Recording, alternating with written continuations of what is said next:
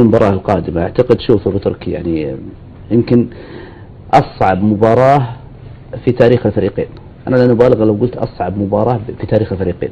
أتحدث عن دور نصف نهائي في بطولة آسيا. الفائز من هذه المباراة الأقرب للكاس، ولو وفق الفائز منهم ستبقى هذه البطولة للتاريخ. أنك تخرج خصمك التقليدي من دور الأربعة وتأخذ الكاس، أعتقد لن يكون هنالك مجد أكبر من هذا المجد.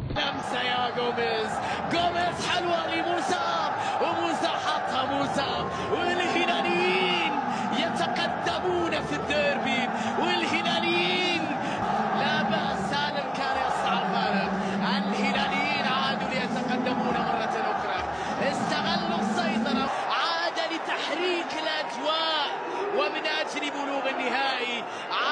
نجي لموضوع النصر والهلال في كاس خادم الحرمين. انا اختلف مع زميلي عبد الكريم في موضوع لن يكون هناك أغلى. لن يكون هنالك اغلى ولا اثمن ولا اقوى حتى فنيا من كاس خادم الحرمين الشريفين. ثم بعد ذلك ايكالو بهدف جميل كذلك سكنت شباك النصر وعبر عن سعادته وفرحته المعروفه بفرحه النسر، ومن ثم سالم الدوسري على طول يسجل هدفا ثانيا وهدف التقدم. ودوري الامير محمد بن سلمان. البطولات الاسيويه بطولات الان لها يعني اوكي لها احترامها وتقديرها، لكن ليست اغلى وليست اثمن وليست حتى اقوى وليست حتى اقوى. زحمه الناس صعبه حاله وليد، ولكن في زحمه المدافعين الماهر المبسطين الهلال سجل هدفين في الكوره، بالذات في الديربي تحتاج الى استغلال انصاف الفرص.